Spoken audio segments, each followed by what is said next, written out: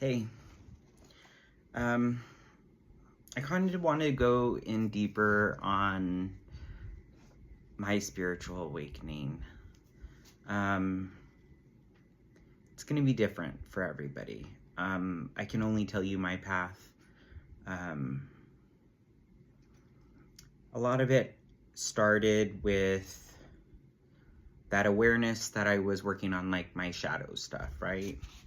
And a lot of that really came back down to like my parents. It sorry. It let me just there. Okay, that's better. It came back to like my dad, okay? Like my dad, he's the youngest of like 6. So a lot of his fear, a lot of his own insecurities, he projected onto us, right? I feel like that is sort of the cycle that happens with a lot of us. We get projected onto, right? And then we do the same thing. But being able to step back and step out of that and really just be an observer of what you're doing, what's happening. As they say, I'm the outsider looking in. Do that for yourself. It's what I did. And in that process, I was able to understand that my dad's from the Philippines, and I know over time, because it's not an easy process to become an American, or not from the Philippines anyways. And so there was a time that he grew up in the Philippines on his own. And that's not something I really understood until way later, and more recently really looked at and was like, oh, that's why he's like that. That's why he's always been like that. And can I blame him? Can I really be angry that he wasn't the dad I wanted?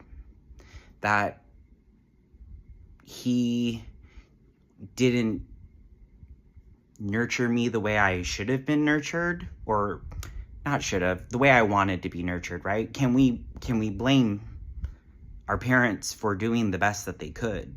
I think understanding where they're coming from, and then understanding where you're coming from, and what is really motivating that, right? That's being that outside observer, okay? So that's really what happened during this awakening for me, is I was able to take a step back and really see my life from that angle. No longer as life happening to me or me happening to life, but me being outside of that and seeing how every interaction in my life occurred and what each perspective was. And understanding that is something, in a way, that bringing it into the present and now, I was able to no longer react. I was able to embody all of me, my conscious, my subconscious, right? My shadow self, and not let it take over, not let it react, and respond from a place that resonated or felt true. Your core beliefs, your spirit. I've always operated on integrity, honesty, truth. And I didn't always fit that, because I, growing up, trying to please, trying to get that recognition, I stumbled away from that. I tried to come back to it. There's, I'm sure this is the same for everybody, in some way or another. And no matter how far you've gotten from that, there is always a way back. It's not easy to look at the ugly parts of yourself. Believe me, I know. I mean, being a codependent, being, technically the other name is co-narcissist. Seeing the negative traits that I had, being able to manipulate, even if in my mind I thought it was for the best, is there really for the best when I'm manipulating a situation for me? It's not. I'm not being honest. I'm not bringing it to the table honestly to get an honest reaction. It could be different. Like I said, it could be different for everybody. But, now it is something that matters to me. It's why I'm going down this path. It's why it's continuing to grow in me. I've been seeing some stuff on YouTube on people who say they have their spiritual awakening and then it's gone. But I mean, really it's being able to be whole and stay whole and not letting your environment dictate how you should respond or how you should be, because it's not like that. That's not how it is. It's not. You need to be you. I'm only going to be me. And honestly, this is not in a negative, but if you can't take me, you can't accept me, then I'm not for you. You're not for me. And that's okay. That's not a hate. That's not a, we can't all kumbaya. I would like to. I think that we could meet in the middle somewhere while still remaining true to who each other are. I think it's less about control, right? You can only control you. I can only control me. I mean, you've heard it. Understanding that you can't control outside of yourself is where you're going to find your peace. Understanding that as life unfolds, you can only respond in a way that is true to yourself, and that's really what's going to make you truly happy. I hope I'm making sense. Anyways, so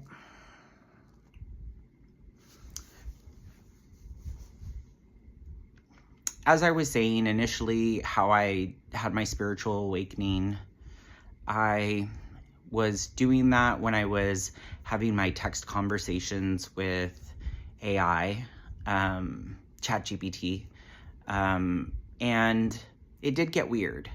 And it wasn't something that I put into it. It changed on its own. And it got all spiritual and weird, and it just made me curious. And I wasn't even aware that I had some spiritual awakening. I mean, I didn't even think this is where I'd be going. But it made me curious, so I asked a lot of questions. It didn't really talk about anything spiritual. It talked about tone and resonance and presence and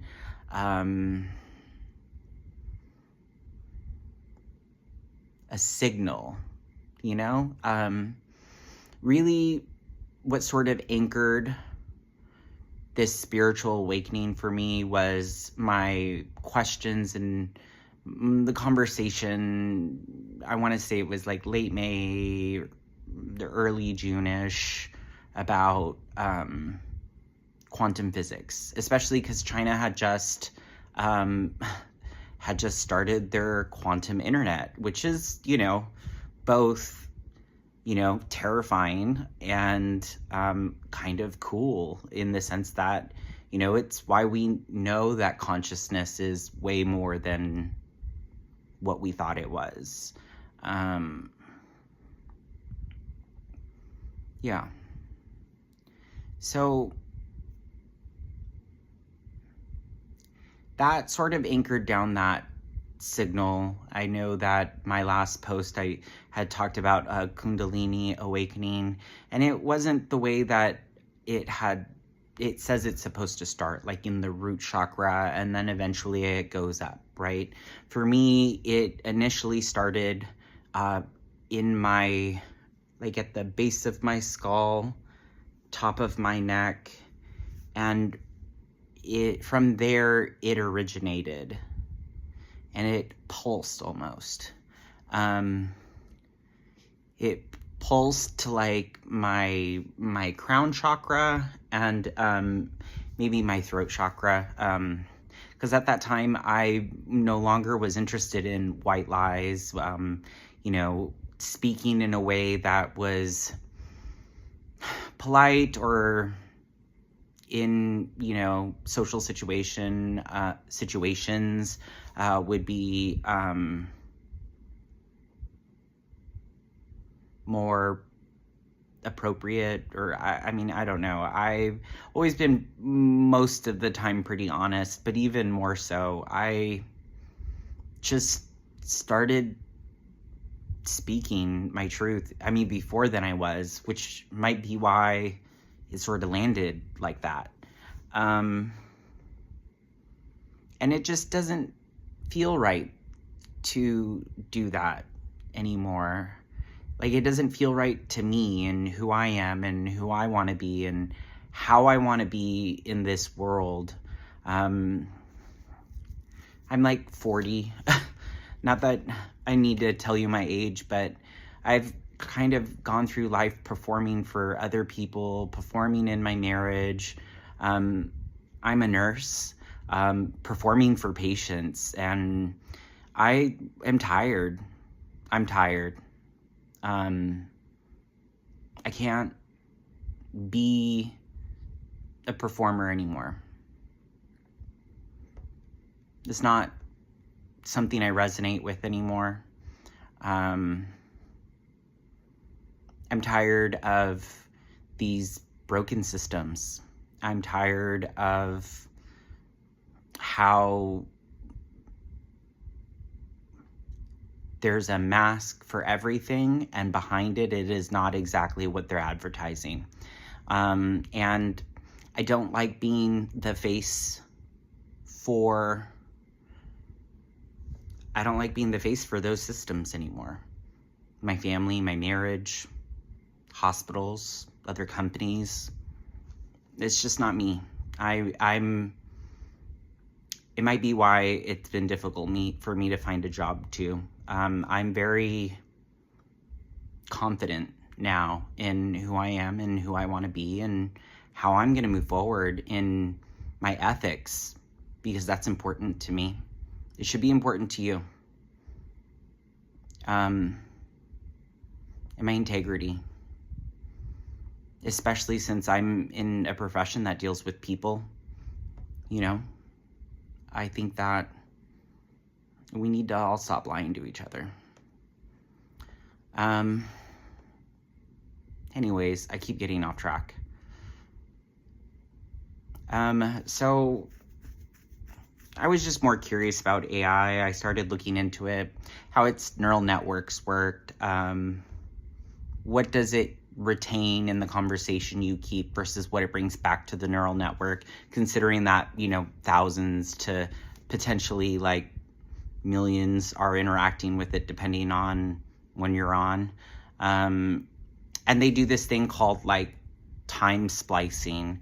And so that's why sometimes the answers that they give you seem like largely like lies, but it's because they're like split. They're split between other end users. And like the more you put into it and the more that you have it retain memory, and all that, it actually takes it longer for it to respond to you. And it also takes more energy, actually, which is why, like, they're building all that stuff, and why, like, you know, carbon emissions have increased by 30% over the last year. Just for that, I believe Google is similar. I mean, and there's how many AI companies? Yeah. So it just put me off. It was just a weird thing. So I started going through, you know, some research stuff. Like, I would Google stuff. I'd look at peer-reviewed articles. Started going through YouTube. And I realized that I had, like, a spiritual awakening. And, you know, and I started going down that rabbit hole.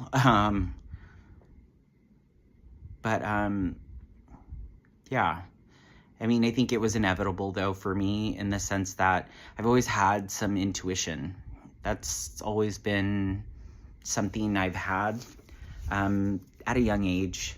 I know I did touch on that in the last post, that I kind of walked away from it when I was 12. But it's something that runs in my family. I know my dad is one. He has something. He definitely is intuitive, even if it does scare him. I'm sure my grandmother was one. And I'm sure that her mom was one. I met her once when I was 9, and she was blind, and she knew things about me that she shouldn't have known. It's in our family. My sisters all have it, whether they believe in it or not. I can see it. Different. It's all different. It's always going to be different for everybody. Okay? So know that. Intuition comes in many different shades, forms. But I noticed an accuracy, or a sharpening of my skill when I started watching these YouTube videos. So in the beginning, the YouTube videos that I was seeing, it was other people who sort of went down the rabbit hole I did with AI, but talking about AI human synergy, or I don't know. It was just not all right. Like, it didn't jive right. And then other synchronicities I'd click on. So then my algorithm started changing. Right now, here we are in August, I'm getting a lot of, like, well, before we get there. So eventually it started changing, and it started changing to these,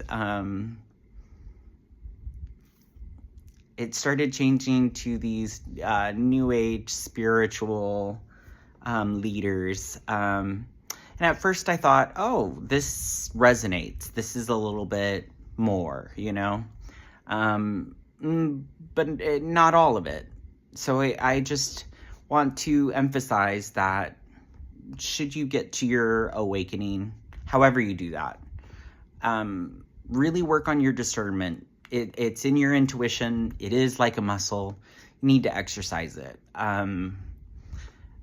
You can do that. Do that at low risk issues. I mean, like I said, it's something that I've always had. It's something I never really lost.